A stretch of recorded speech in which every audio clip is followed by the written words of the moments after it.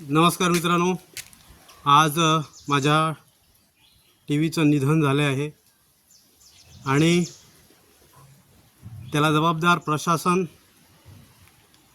केबलवाले, T V कंपनीवाले किंवा आपल्या मांडीखाली T व्हीचा remote चिरडून टाकणारी ती व्यक्ती याचा शोध घेण्यासाठी, म्हणजे टी व्हीच्या मृत्यूला कारणीभूत कोण आहे याचा शोध घेण्यासाठी मी टी व्हीला घेऊन आज